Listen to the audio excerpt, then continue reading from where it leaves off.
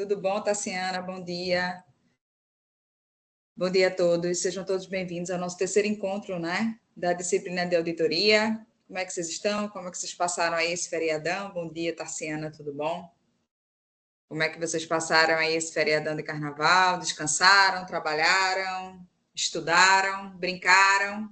Enfim, espero que tenha sido um feriado... Ai, que bom! Estudando, né, Tassiana? Espero que tenha sido um feriado produtivo aí para vocês, né? E agora vamos voltar com tudo, não é isso? Vamos voltar com tudo aqui. E hoje, galera, hoje a gente vai discutir, deixa eu só compartilhar aqui o material com vocês, o material com o qual a gente vai trabalhar hoje. Deixa eu só compartilhar aqui, só um minutinho, tá? E aí, hoje a gente vai discutir sobre os aspectos mais técnicos que envolvem esse processo da auditoria, né? Porque nos dois primeiros encontros que a gente fez uma introdução. Primeiro encontro, principalmente, a gente fez uma introdução sobre a importância da auditoria no setor privado. A gente discutiu também sobre a evolução, né, dessa área da auditoria. A gente fez a relação entre auditoria e governança corporativa, tá? A gente discutiu também como a evolução na área de negócios, principalmente no que diz respeito à internacionalização dos negócios, à abertura de capital de muitas empresas, como esses fatores influenciaram muito o aperfeiçoamento dos procedimentos e mecanismos de auditoria, né, no setor privado. E como esses mecanismos eles foram sendo aperfeiçoados nos últimos 40 anos, né? A gente, inclusive, discutiu sobre fatos que aconteceram no passado, que envolveram grandes empresas privadas, empresas que na época eram consideradas empresas de referência no seu setor de atuação, e que foram empresas que cometeram atos falhos, né? Inclusive, algumas empresas cometeram crimes financeiros. E esses fatos marcaram muito a história no setor privado. Esses fatos foram muito importantes para a busca cada vez mais séria e cada vez mais responsável em relação à gestão das empresas, em relação à gestão dos negócios. E, evidentemente, que a partir dessa busca mais responsável, de uma gestão mais profissional, de uma gestão realmente com responsabilidade, não só responsabilidade administrativa, né, mas também responsabilidade social corporativa, nesse cenário de busca de muita mais responsabilidade, transparência, prestação de contas, a auditoria tem aí um papel fundamental. E a gente vem discutindo sobre isso, inclusive a gente discutiu na aula passada sobre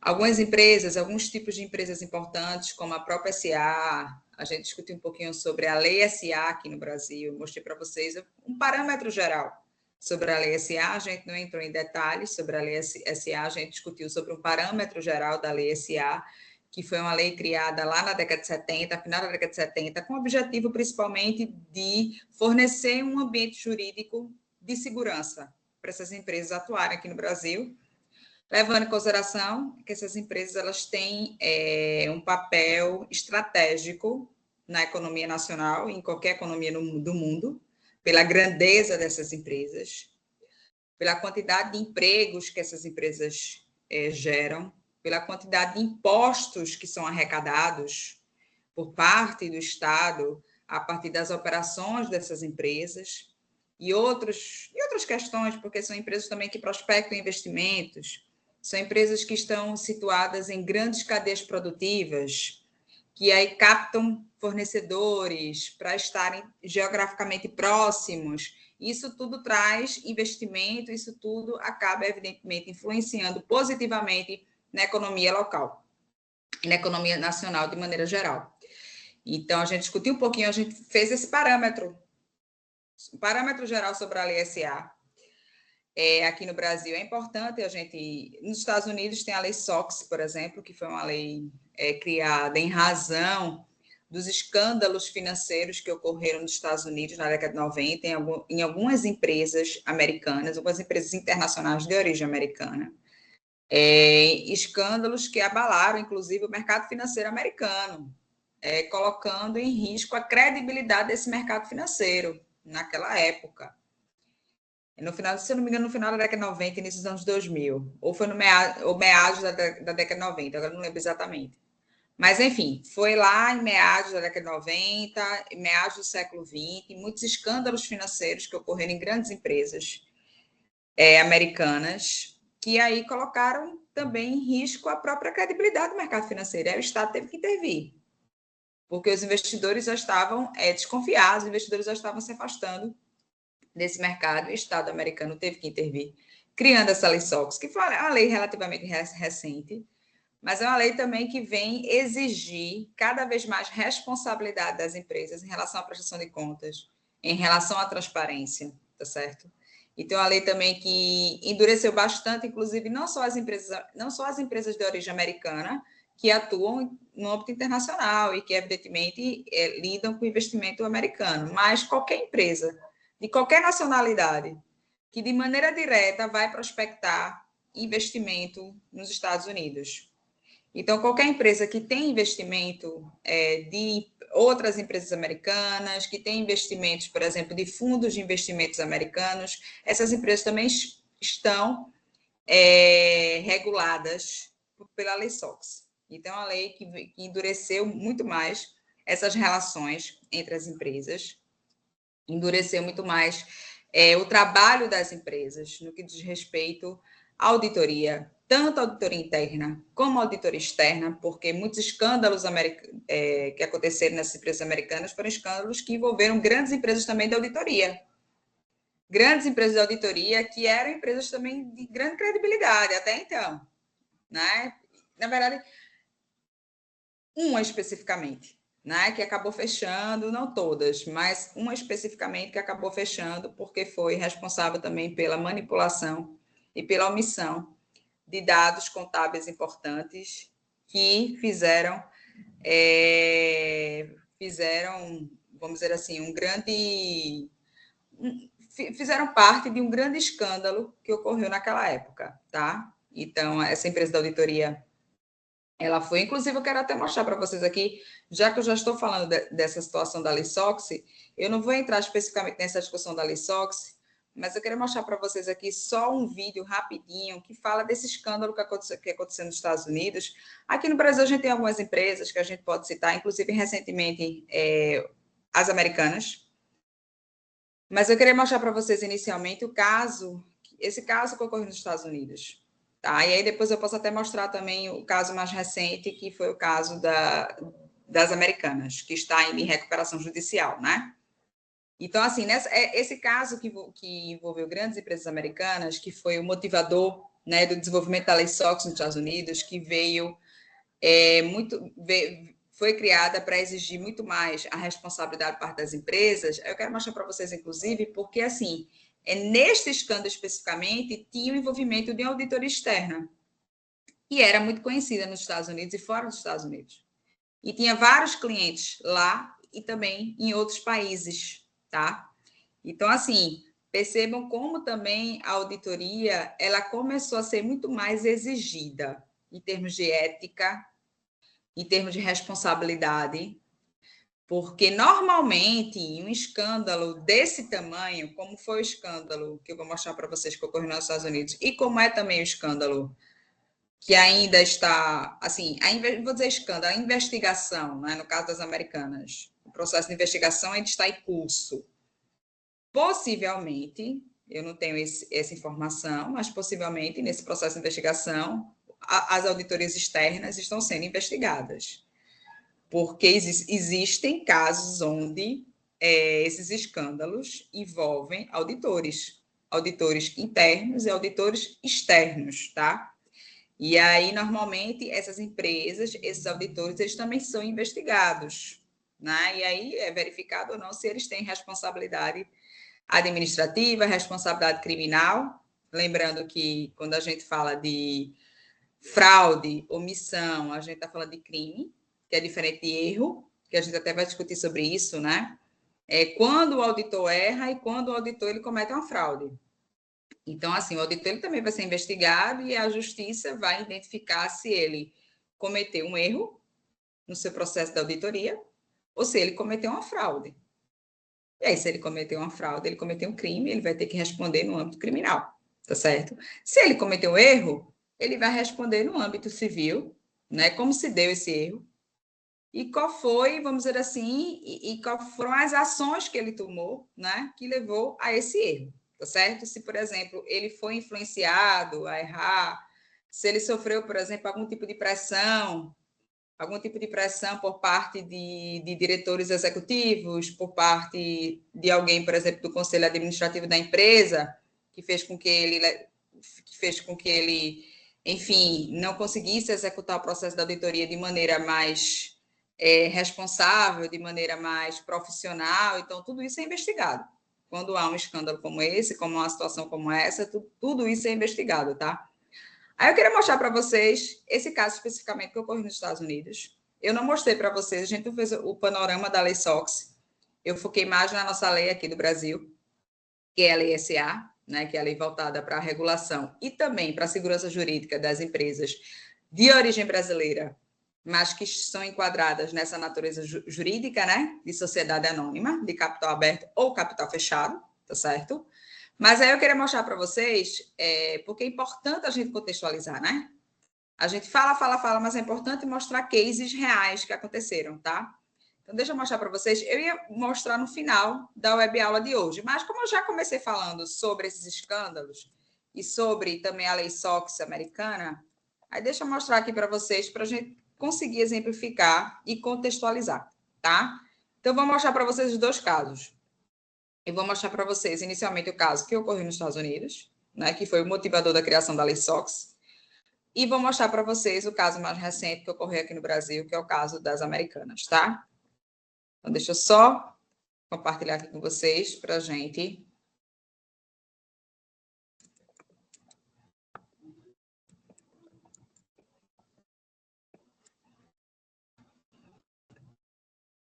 Deixa eu só mostrar aqui para vocês. Para a gente.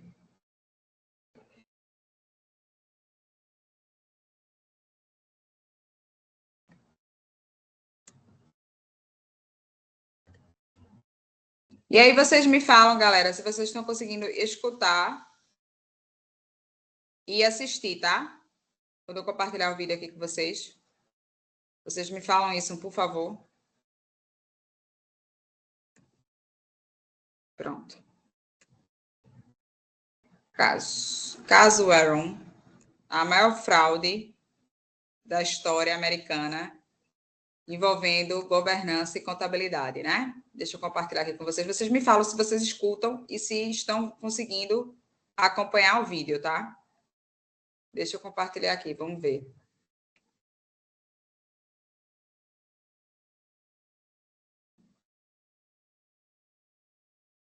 Deixa eu ver se eu consigo.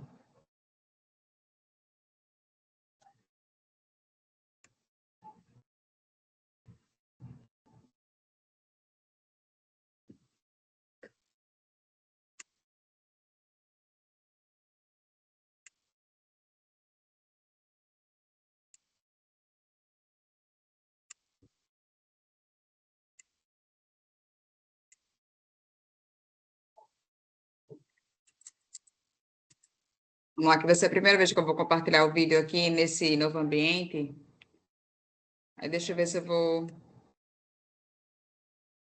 Deixa eu só ver aqui rapidinho.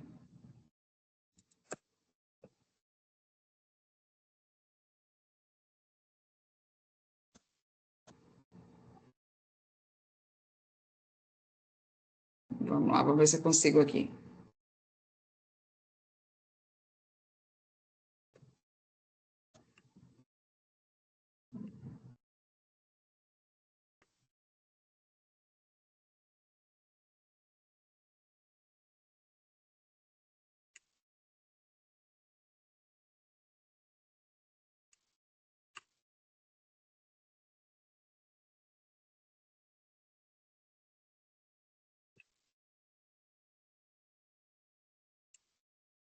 Gente, vocês estão conseguindo ver, né? Vocês conseguem ver? Agora me falem se vocês conseguem escutar, por favor, pode ser? E eu vou desligar a câmera para o vídeo ficar melhor, tá? Vocês me confirmam? Pronto. Aí vocês me confirmam só o áudio, tá? Eu vou desligar aqui a minha câmera para o vídeo ficar melhor, ok?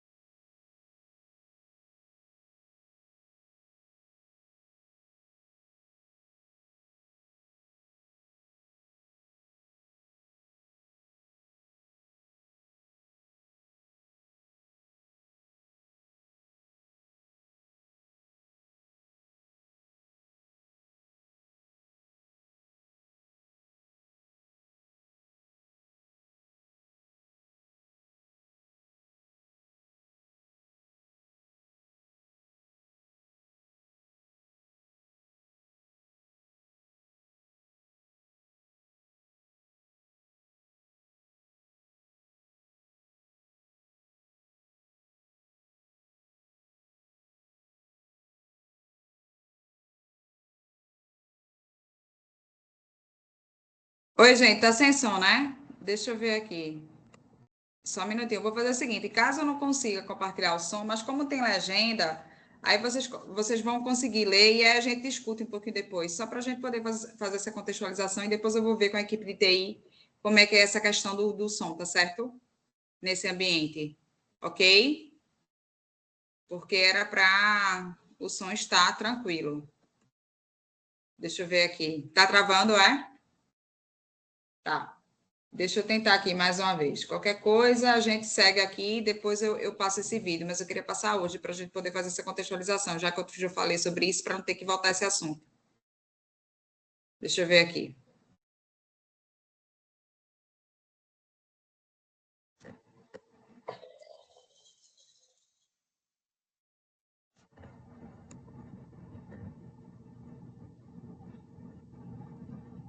Deixa eu ver se eu, deixa eu ver se eu compartilho aqui uma outra coisa para ver se a gente.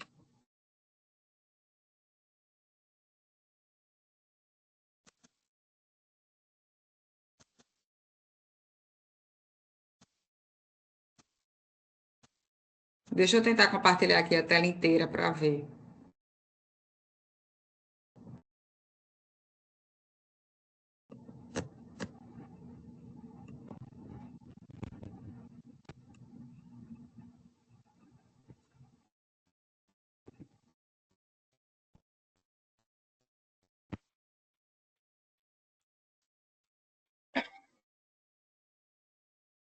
Estão conseguindo ver?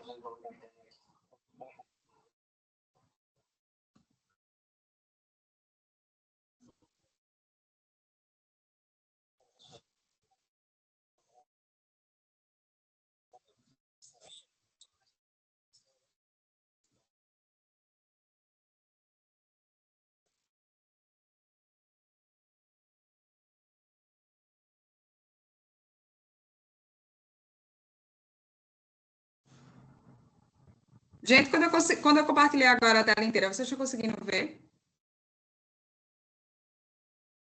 Vocês conseguiram ver e escutar, não? E aí?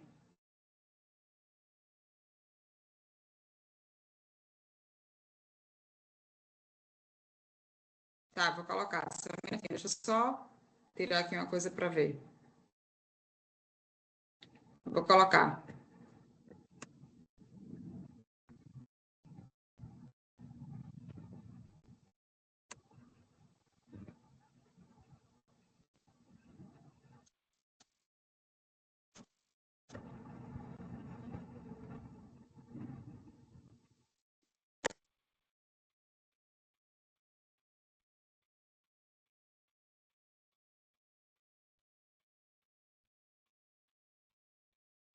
Fortemente que você assista. E tão significativo que foi para o mercado financeiro.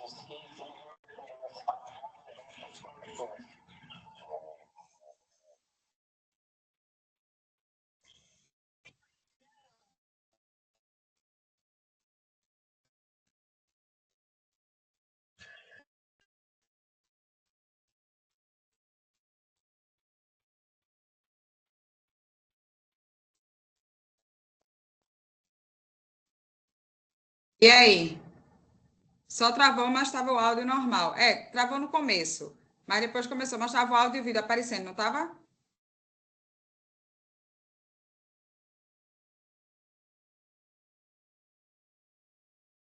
Pronto, beleza, tá bom. Então eu vou colocar. Aí eu acho que quando desligar aqui a câmera, aí ele vai parar de travar, tá? Massa, vou compartilhar agora.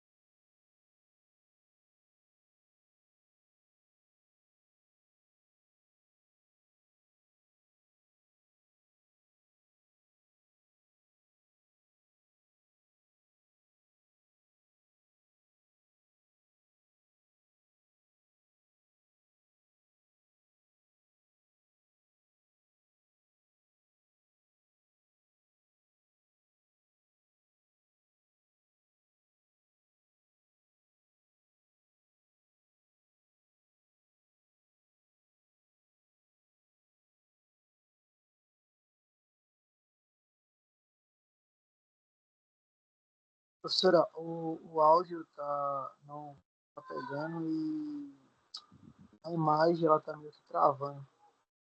Acho que é a internet.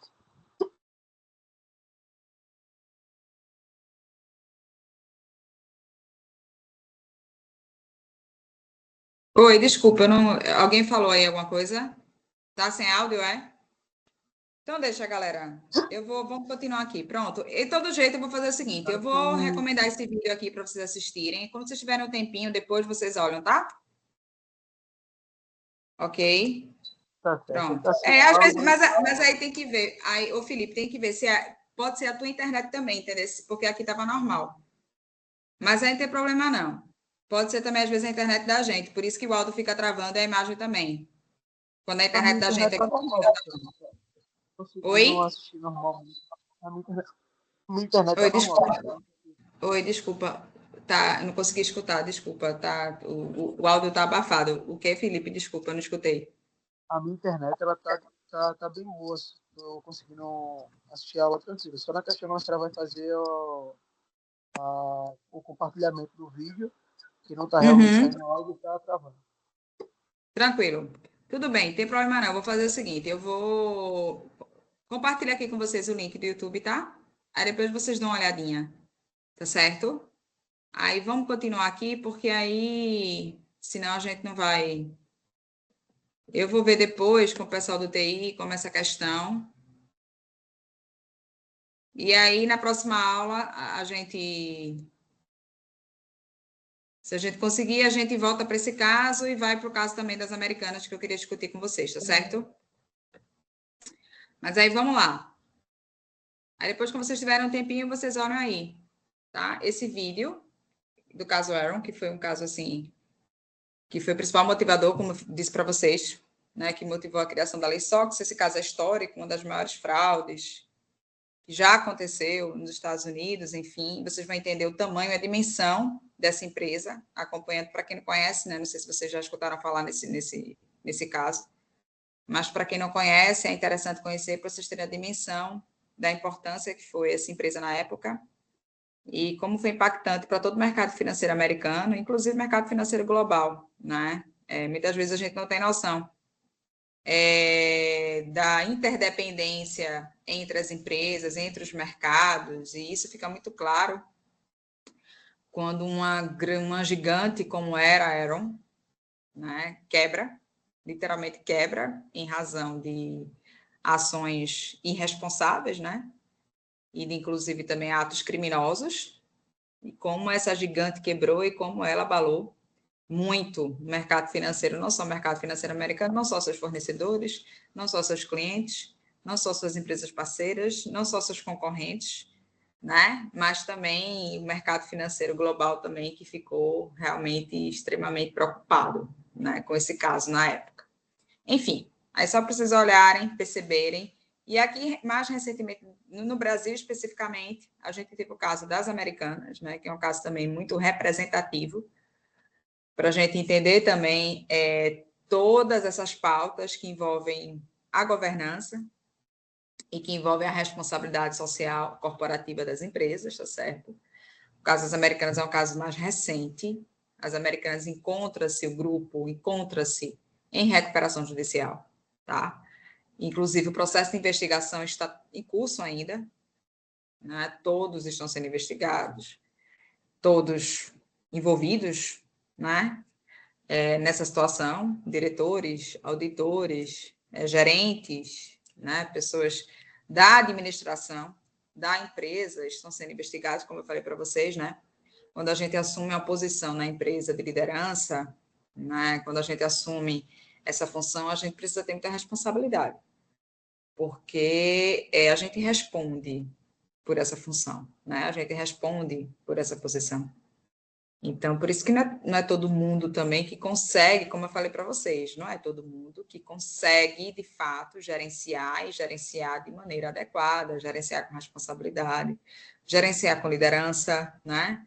Gerenciar realmente de forma efetiva, contribuindo para o desenvolvimento das pessoas e contribuindo também para o desenvolvimento das empresas, porque se fosse fácil gerenciar todos na história que já todas as pessoas que já ocuparam posições de gestão, de liderança, teriam sucesso. Mas a gente sabe que não é assim, né? A gente sabe que não é assim. Além disso, existe muita responsabilidade quando você assume essa posição de liderança. Então, quando ocorre uma situação como essa, por exemplo, que ocorreu nas Americanas, todos são investigados, minha gente. Não é só a direção executiva da empresa que está sendo investigada, não. Gerentes estão sendo investigados, coordenadores estão sendo investigados. Todas as pessoas que estavam em uma posição de liderança, que tinham liberdade de deliberação, né, estão sendo investigadas, tá certo? Então, assim, é muito importante a gente entender, como administrador, como gestor, a nossa responsabilidade, né? Porque nós respondemos, inclusive, em razão dos nossos erros, né? O administrador que erra, o administrador que falha, um administrador que compromete a saúde financeira de uma empresa, um administrador que compromete o futuro de uma empresa, ele precisa responder por isso, né? Não é simplesmente, eu vou ser gerente de uma empresa, vou ser diretor da empresa, eu vou cometer vários erros, vou comprometer a saúde financeira da empresa, vou comprometer um desenvolvimento sustentável dessa empresa a longo prazo e eu vou sair da empresa e vai ficar tudo bem. Não é assim. Não é assim, tá certo? Então, a gente precisa ter muita responsabilidade. E aí, agora, a gente vai falar especificamente, né, do aspecto mais técnico que envolve a auditoria.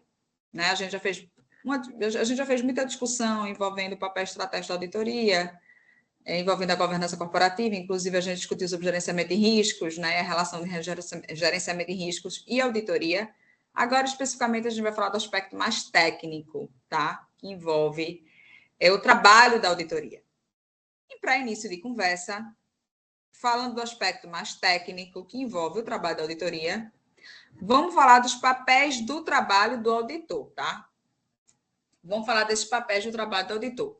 Como é que a gente pode definir esses papéis de trabalho do auditor? São um conjunto de formulários e documentos extraídos na realização da auditoria.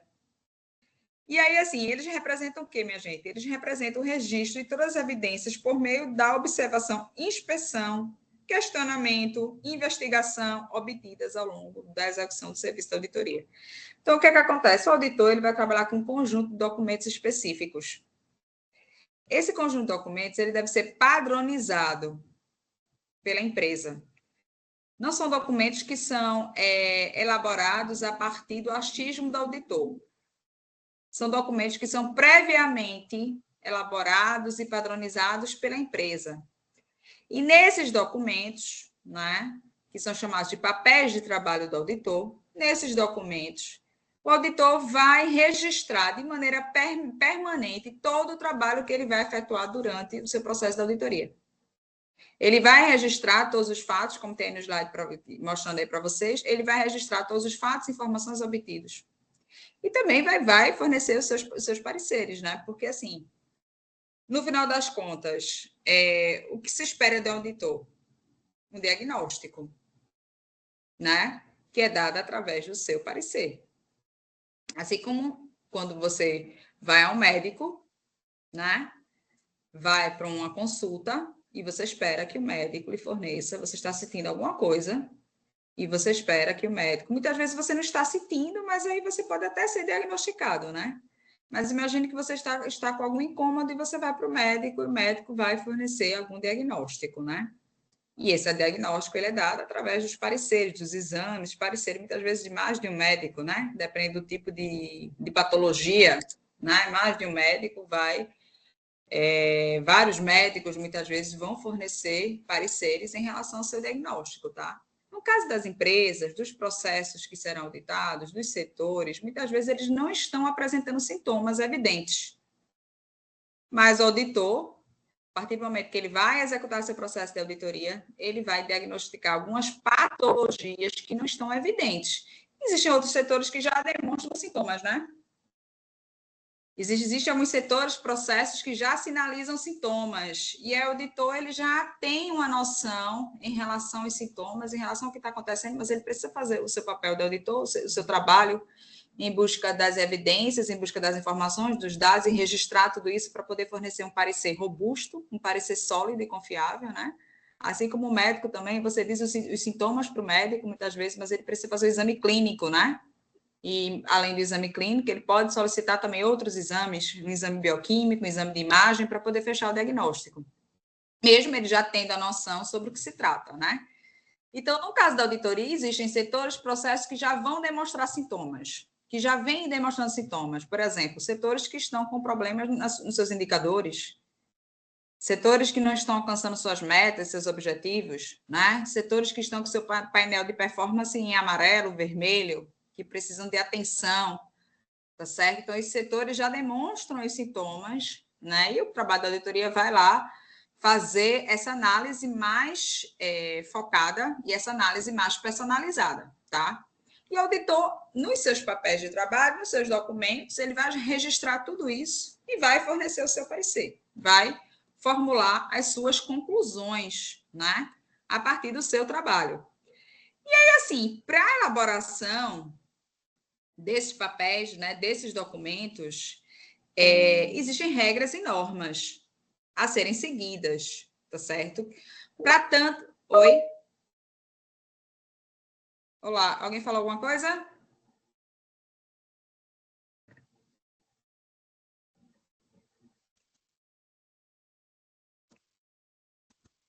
Aqui não está aparecendo nada para mim, não.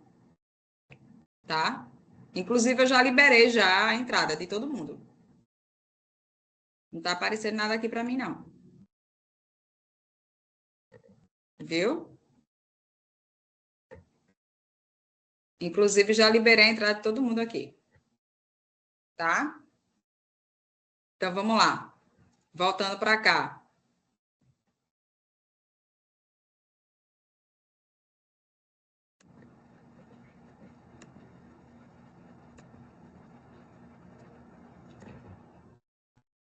Então, voltando para cá, para essas características aqui dos papéis do trabalho do auditor. Então, como eu estava falando antes, para a elaboração do mesmo, existem regras e normas a serem seguidas, né? Para tanto, este servirá para usuários presentes e até futuros na realização da auditoria. Uma auditoria completa e muito mais sucinta, né? E aí, o que acontece, minha gente? Esses papéis de trabalho, como eu falei para vocês, são documentos padronizados pelas empresas. E por que é importante essa padronização? Porque, veja, o auditor, possivelmente ele não vai trabalhar eternamente naquela empresa, né? Porque no setor privado, dificilmente uma pessoa vai ficar lá principalmente hoje em dia, né? Dificilmente a pessoa ingressa em uma empresa privada e se aposenta por essa empresa privada. Isso hoje em dia é uma raridade. Então, no caso do auditor, ele vai fazer seu trabalho utilizando esses papéis, né? Utilizando esses documentos, e depois isso vai ficar arquivado nas empresas, né? Arquivado lá na nuvem da empresa, por exemplo. Isso vai ficar arquivado.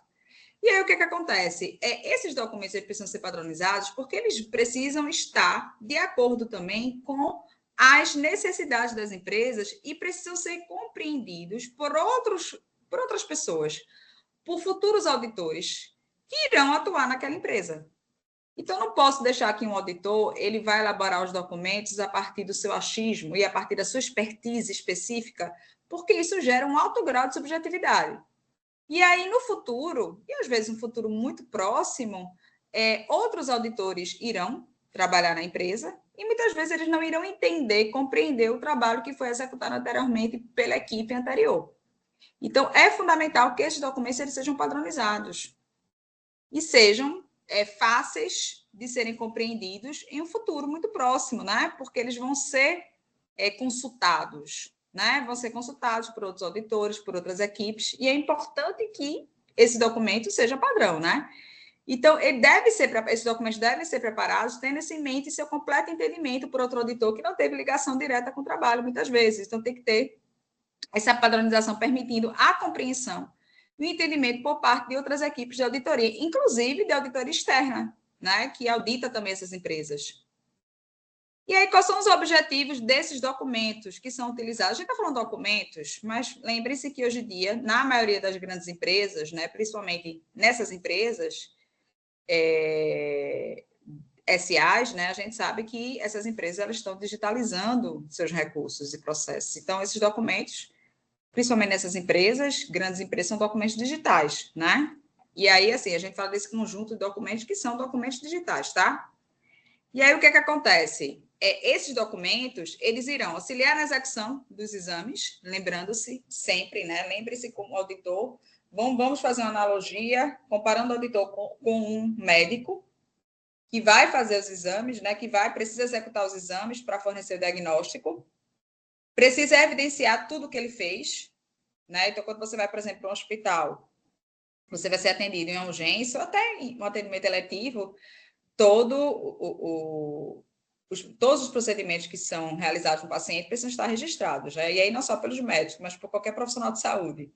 Então, você tem lá o prontuário do paciente, que tem todo o registro, todo o histórico do paciente no momento em que ele está lá sendo atendido, seja na urgência, ou seja, na área eletiva, né? Então, lá precisa estar evidenciado todo o trabalho que é feito com esse paciente. Então, a mesma coisa acontece no trabalho da auditoria, né? O auditor tem o paciente, que pode ser um setor, que pode ser uma empresa como um todo, e ele vai evidenciar todo o trabalho. Então, tudo que ele fez a partir do momento que ele teve contato com aquele paciente tem que estar evidenciado nesses documentos, né? Todos os contatos, todas as interações e todas as informações que foram obtidas.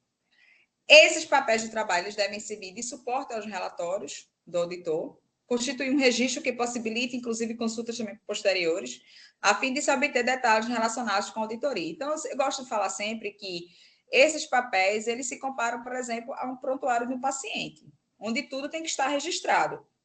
Então, quando vem a auditoria externa, os auditores externos vão querer analisar esses prontuários, vamos chamar assim, que são esses papéis de trabalho dos auditores, né? Eles vão querer analisar e vão querer ver todo o trabalho que foi feito de auditoria junto a esse paciente, né? Junto à empresa, junto a um setor específico, tá certo? E esses papéis vão servir de consultas posteriores, tá? Ele fornece o meio de revisão por supervisores. Ele determina se o serviço foi feito de forma adequada e eficaz, bem como julgar também sobre a solidez das conclusões emitidas, né? Porque as conclusões emitidas, os pareceres emitidos pelo auditor, eles devem ser desdobramentos, né, das observações, da coleta das informações, e tudo isso tem que estar registrado nesses papéis. Então, todas as observações que foram feitas, todas as interações que foram feitas, assim como o prontuário de um paciente, minha gente. Né? Não sei se vocês já tiveram acesso a um prontuário de um paciente, mas tem tudo registrado, né? As conversas do paciente com os profissionais, enfim, o histórico desse paciente, tudo tem que estar lá. Então, a mesma coisa acontece aqui no trabalho da auditoria. Né? O auditor precisa registrar tudo. Ele precisa registrar as interações que ele fez junto ao paciente, os canais de comunicação que ele utilizou junto ao paciente, as entrevistas semi-estruturadas ou não que ele fez junto ao paciente, enfim, tudo tem que estar registrado aí, tá certo? E aí, quando outras pessoas analisarem os pareceres desse auditor, elas precisam entender, né, e precisam verificar que há coerência entre os pareceres emitidos e as investigações e observações que foram feitas pelo auditor, tá? Então, não é só emitir um parecer. Esse parecer, ele tem que ser fruto do desdobramento das observações, das investigações que devem estar registradas lá nesse papel de trabalho, nesse prontuário do paciente, que no caso seria a empresa ou seria um setor específico, tá? E aí também considerar possíveis modificações nos procedimentos de auditoria adotados, bem como no programa de trabalho para o exame subsequente. Melhoria contínua. Então, o processo de auditoria não é um processo fechado, ele é um processo aberto. Então, ele precisa ser aperfeiçoado de maneira contínua, né? Inclusive, o próprio auditor, ele pode, através dessas análises, investigações, sugerir melhorias para o trabalho da auditoria como um todo, né? Porque o processo da auditoria não é um processo estático, é um processo dinâmico, que tem que ser aperfeiçoado, né? Então, quando há mudanças de processos, quando há, por exemplo, digitalização de processos, como eu falei aqui para vocês, né? Quando há, por exemplo, diluição de alguns setores, tá? Quando há mudança no organograma das empresas, enfim, essas mudanças estruturais que ocorrem, muitas vezes, não só essas mudanças estruturais, mas muitas vezes até mudanças pontuais em setores, acabam influenciando em mudanças no próprio processo da auditoria. E aí, esse processo precisa ser revisto, né? Precisa ser reanalisado, tá certo? E é assim, os tipos. Quais são os tipos de papéis de trabalho com os quais o auditor trabalha, né? Quais são esses tipos de papéis com os quais o auditor trabalha, que a gente vai ver agora. Então, vamos lá. Deixa eu compartilhar aqui com vocês. E parou de compartilhar, deixa eu compartilhar novamente. Então, vamos lá. Quais são os tipos de papéis com os quais o auditor trabalha? A gente tem aqui o arquivo permanente e o arquivo temporário. Esse arquivo permanente, né, irão ter utilidade para o auditor durante anos sucessivos, ou seja, auditorias posteriores.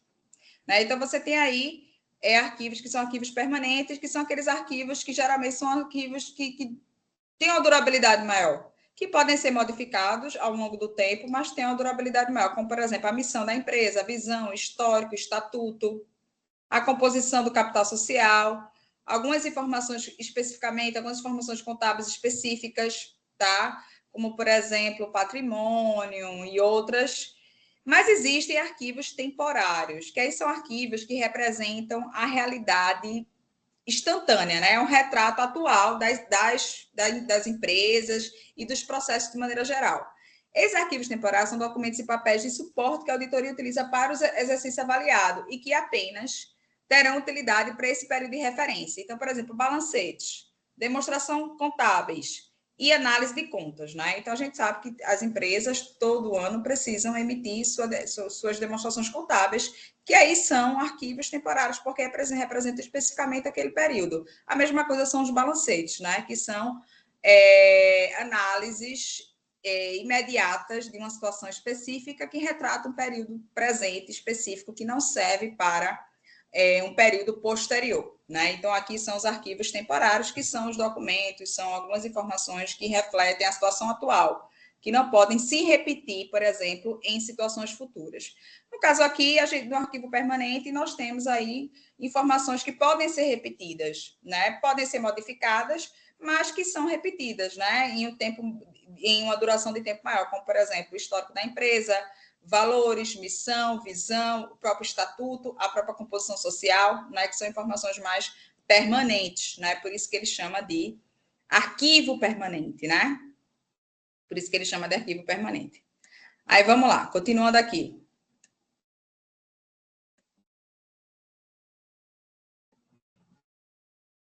E aí, assim, mais exemplos de papéis de trabalho, né, que são utilizados pelo auditor. Então, vamos lá, programas de auditoria, as análises, né, as emissões, as análises que são feitas pelo auditor, Os memorandos de assuntos do trabalho, né? Memorando é um tipo de documento, eu não sei se vocês trabalham com esse tipo de documento, mas memorando geralmente é um tipo de documento, um protocolo, né? Que também, na maioria das empresas, é um protocolo digital, que serve para solicitação, muitas vezes, de informações específicas, ou solicitações também de recursos, ou solicitações de pagamentos, dependendo do objetivo do memorando, né? Mas o memorando é um documento oficial da empresa, toda empresa tem lá o seu modelo de memorando, e quando há necessidade, por exemplo, então assim, imagine que eu sou da área da qualidade, né? Eu sou diretora da área da qualidade da empresa e eu preciso de informações mais específicas da área de marketing, por exemplo, sobre o desenvolvimento de novo produto. Tá? Eu preciso de um relatório mais detalhado sobre o desenvolvimento desse novo produto. Então, eu vou fazer um memorando com, evidentemente, solicitando, né, esse relatório e pedindo para a direção de marketing, por exemplo, emitir um relatório mais detalhado sobre as informações desse novo produto que está sendo desenvolvido, né? Então, memorando geralmente é um tipo de documento que as empresas utilizam muito no seu dia a dia para solicitar determinadas informações e também alguns recursos, especificamente, tá? Os resumos de assuntos significativos por parte do auditor, cartas de confirmação e representação, listas de verificação. Essa lista de verificação é bem interessante, porque, assim, no caso de indústrias, né, as indústrias elas têm alguns formulários de qualidade que servem para os auditores, né, que são importantes para os auditores, para eles fazerem o trabalho da auditoria de maneira geral, principalmente no que diz respeito à auditoria operacional, né, que a gente vai começar a discutir sobre os tipos de auditorias nas empresas. Então, assim, existem alguns formulários, como, por exemplo, formulário de verificação, né, que é um tipo de formulário específico que as indústrias utilizam para fazer inspeção de produtos, né, para ver se o produto realmente está em conformidade, tem as características que são esperadas, né, tem os requisitos físicos e técnicos que estão projetados no seu projeto. E aí, esses formulários de verificação, que são realizados por inspetores da qualidade, não especificamente um auditor, vamos dizer assim, um auditor da área da auditoria da empresa, né? É um inspetor da área da qualidade que ele faz essa verificação. Esses formulários eles ficam registrados e depois eles servem de fonte de análise também para o auditor que vai vir analisar a área da produção e fazer a auditoria operacional daquele setor, tá? Então, essas listas de verificação e formulários de verificação também que são muito utilizados na área de produção, né, por inspetores de qualidade, para ver se de fato os produtos estão em conformidade, para ver se ele não tem algum tipo de dano, se ele não coloca em risco, por exemplo, o usuário que vai consumir aquele produto, se ele realmente está pronto para o consumo, né? Então, esses inspetores da qualidade, eles têm esse papel de verificar, através de amostragens, evidentemente, eles verificam se aqueles lotes de produtos, eles estão em conformidade e eles estão realmente prontos para serem consumidos, né? Se eles realmente podem ser liberados para consumo, tá? E aí, depois, esses formulários de verificação da qualidade, eles também servem de fonte para análise na auditoria operacional da produção, quando a equipe da auditoria chega para fazer essa auditoria operacional da área da produção, tá? E aí, correspondências também. Então, por exemplo, canais de comunicação, eu falei para vocês, tem que estar tudo registrado, né? Os canais de comunicação que foram utilizados pelo auditor, os e-mails que ele enviou, né? Memorandos aí que foram emitidos, tá certo? Conversas que foram realizadas junto aos pacientes que estão sendo auditados, né? Então, tudo isso também tem que estar presente nesse papel de trabalho do auditor, né? Tudo isso tem que estar lá registrado, como eu falei antes, né? Então, correspondência, inclusive, correio eletrônico, referente aos assuntos significativos que são tratados durante esse processo de auditoria, tá? Aí, já falando de auditoria operacional, como eu falei para vocês, né? Quando a gente fala assim, de auditoria de produção, né? A gente está falando aí da auditoria operacional. E aí vamos falar especificamente agora dessa auditoria operacional, né? Porque quando a gente fala da auditoria, a gente imagina que a auditoria se resume ao aspecto contábil e financeiro da empresa. Mas não, né? Existem outros tipos de auditorias, tá? Inclusive auditoria da qualidade, auditoria operacional, auditoria da gestão. E aí a gente vai iniciar agora falando da auditoria operacional, tá certo? A gente vai falar um pouquinho sobre essa auditoria operacional. E aí o que acontece? Essa auditoria operacional é o processo, como é que a gente pode definir essa auditoria operacional? É o processo de coleta e análise sistemática de informações sobre características, processos e resultados de um programa, atividade ou organização com base em critérios fundamentados, Então, o que é que acontece? Deixa eu mostrar aqui para vocês rapidinho, só para a gente resumir esses 3 tipos de auditorias. Deixa eu mostrar aqui que tem mais... Tem uma... Pronto, aqui. Então, aqui, essa figura aqui, minha gente, resume bem o que é que seria essa auditoria operacional. Deixa eu só mostrar aqui para vocês, que essa figura resume de maneira mais objetiva o que é que seria essa auditoria operacional. Aí, vamos lá. Então, assim, quando a gente está falando da auditoria operacional, que a gente olha processos e procedimentos nas empresas, processos e atividades, né? Lembrando que as empresas, elas são desmembradas, né, em processos, tá certo? E esses processos são também desmembrados em atividades. É como se fosse assim, as empresas têm os objetivos gerais. Para alcançar os objetivos gerais, elas precisam estabelecer processos. Então, por exemplo, eu tenho uma área da produção. Qual é o objetivo da área da produção? O objetivo da área da produção é produzir produtos. É o objetivo básico, não é isso? Para produzir produtos, quais são os processos que eu vou precisar efetivar para produzir os produtos? E aí eu vou para os objetivos específicos, né? E aí você tem os processos e as atividades, né, que são os objetivos específicos para alcançar aí a produção de produtos, né? Então você tem o objetivo geral do processo, que é produzir produto, na verdade, e as atividades serão os objetivos específicos que vai fazer com que você consiga produzir produto. Então, para você produzir produto, você precisa programar a produção, ou seja, estabelecer os momentos adequados que você precisa produzir, você precisa dimensionar a quantidade de produtos que você precisa produzir, você precisa comprar insumos, né?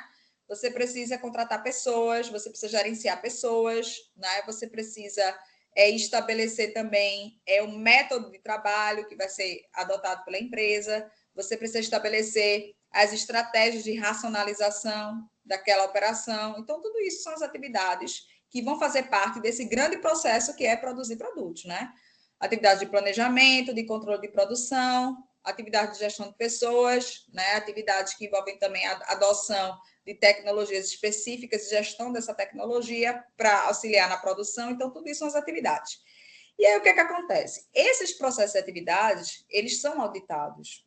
E eles precisam ter o quê? Eles precisam ter economicidade, que tem a ver com a eficiência operacional. Então, quando eu falei para vocês que uma das atividades da produção é justamente garantir a racionalização, né, a racionalização de recursos, isso significa o quê? Isso significa que a produção ela precisa ter eficiência operacional. E a auditoria operacional vai medir essa eficiência e vai ver se, de fato, a área de produção está atingindo os parâmetros de eficiência operacional estabelecidos pela empresa. E o que está acontecendo naquela área, caso esses parâmetros não estejam sendo alcançados, né? Então, a gente tem a economicidade, que tem a ver com a eficiência, e aí uma das atividades importantes, no caso da produção, por exemplo, uma das atividades importantes é garantir a racionalização dos recursos para que a empresa tenha eficiência operacional na área da produção e consiga ter a economicidade, né?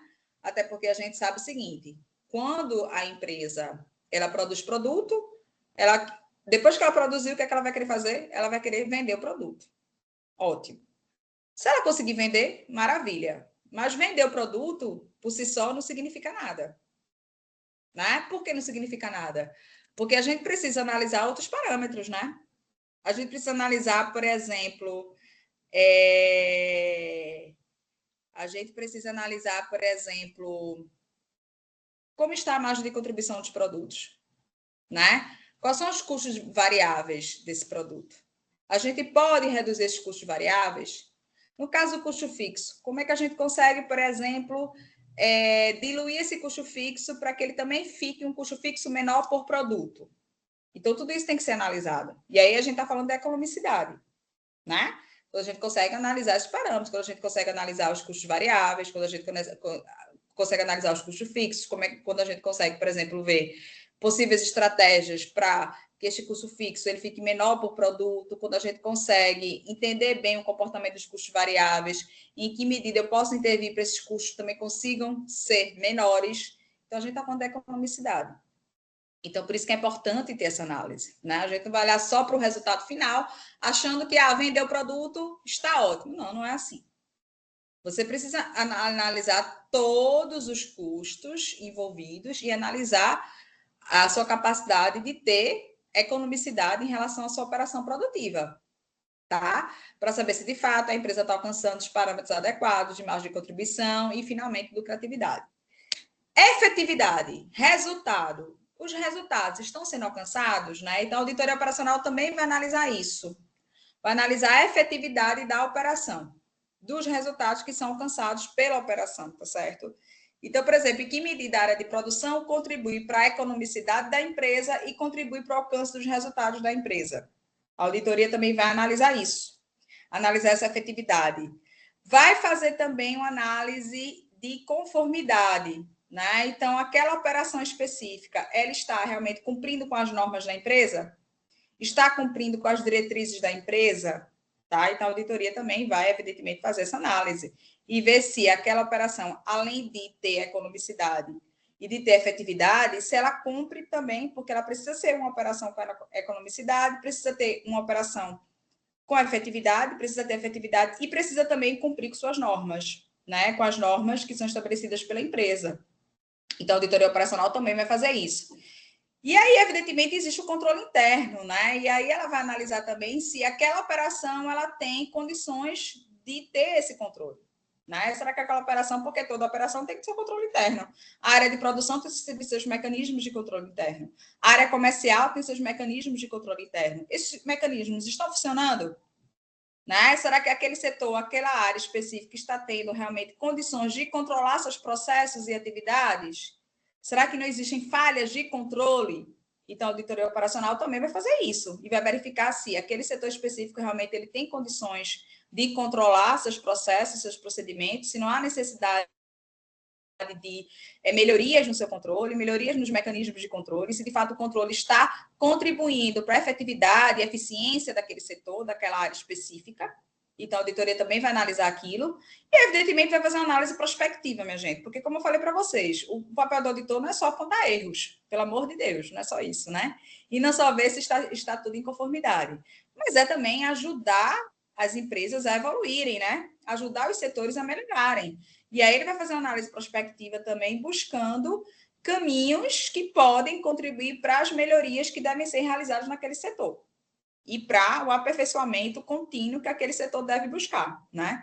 Então, essa figura aí resume bem o que seria essa auditoria operacional. Então, todos os processos precisam passar por uma auditoria operacional. Todos os processos das empresas precisam passar, setores, operações especificamente, porque normalmente em gestão de processos, como é que a gente define uma operação? Uma operação é um conjunto de processos, né? Então, a operação de produção é um conjunto de processos e cada processo tem lá suas atividades específicas, tá? Então, a operação, ela é algo mais complexo, maior e que é constituída por processos. Então, quando a gente fala de operação da produção, operação de marketing, né? Operação financeira.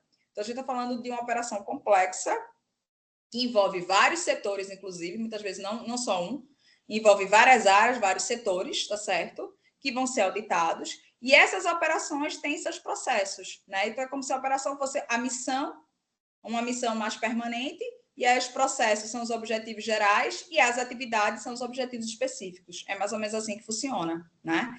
E essas operações serão auditadas. E essas operações muitas vezes envolvem mais de um setor, porque quando a gente fala, por exemplo, operação de marketing, né? A quantidade de setores que fazem parte da área de marketing, a gente está falando, por exemplo, do setor comercial, a gente está falando do marketing digital, né? Empresas que têm um setor específico para cuidar da comunicação digital, a gente está falando de pós-venda, a gente está falando de marketing promocional. Então, é uma operação, dependendo do tamanho da empresa, é uma operação que envolve vários setores. E todos esses setores precisam estar em sintonia e serão auditados em termos da efetividade dos resultados, em termos de eficiência operacional, do controle interno e da conformidade com as normas. E aí, feito isso, feita essa análise, né, registrando tudo nos documentos de auditoria, o auditor vai gerar as conclusões, né, e vai fazer também, como eu falei para vocês, essa análise prospectiva, tá certo? Sinalizando caminhos de melhorias e sinalizando também intervenções que podem ser necessárias para aquela operação específica. Alguma dúvida até aqui?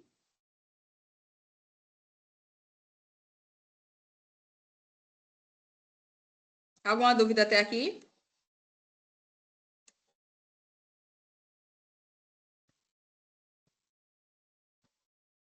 Pronto. Então, vê só, para a gente finalizar a aula de hoje, o que é que acontece? Assim, essa auditoria operacional, para a gente poder finalizar a aula de hoje, nessa modalidade de auditoria, os empresários e administradores enxergam seus trabalhos como uma valiosa ferramenta de controle, inclusive, né?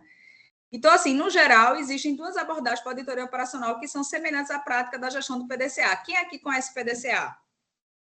Quem aqui trabalha ou já trabalhou com PDCA? E aí? Alguém aqui trabalhou ou trabalha com PDCA? Ou já viu o PDCA em alguma outra disciplina?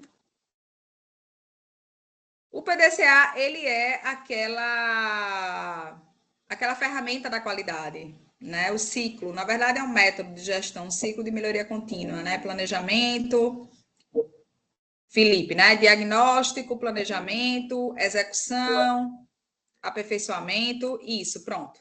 Então, o que é que acontece? Essa auditoria operacional, ela funciona para subsidiar o próprio PDCA, tá?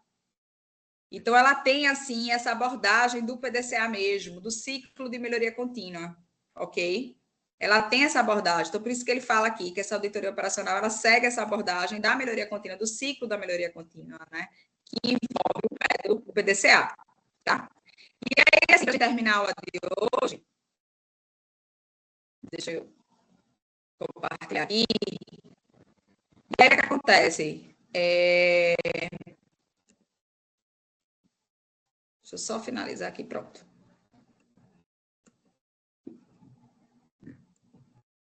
Então, no geral, essa auditoria operacional ela segue a abordagem semelhante à gestão do PDCA, uma que está relacionada ao ponto de vista das pessoas que irão coordenar os trabalhos, tá?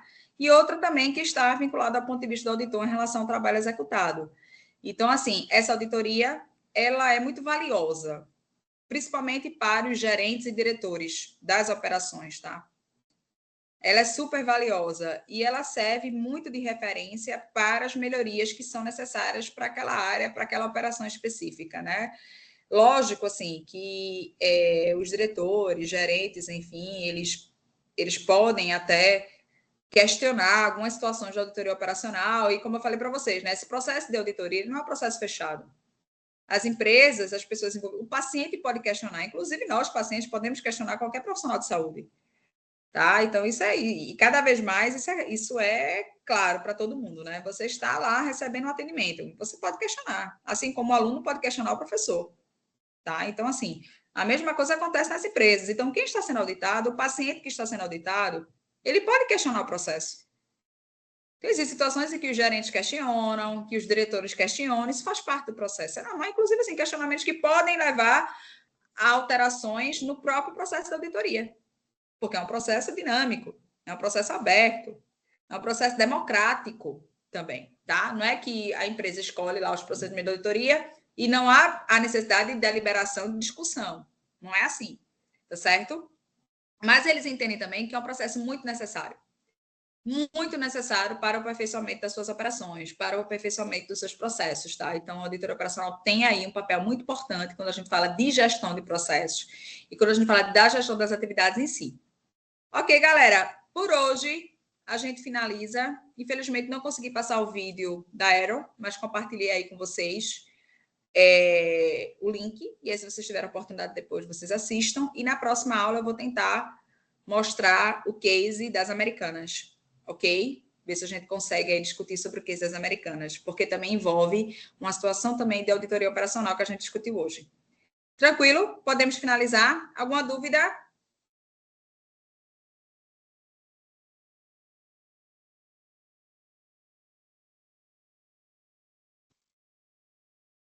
Podemos finalizar por hoje? Pronto. Então é isso, minha gente. A gente finaliza por hoje. E na próxima aula, na próximo encontro, a gente tenta, eu vou tentar passar aqui o vídeo das americanas para a gente poder discutir esse caso específico, tá? Serão sim, serão. Eu vou dar uma olhadinha para compartilhar, tá certo? Vou compartilhar esses slides sim. Viu? Não, vai dar tudo certo. Viu? Então, assim, um bom final de semana para vocês, bons estudos, minha gente. Até a próxima, viu? Tchau, tchau. Até a próxima.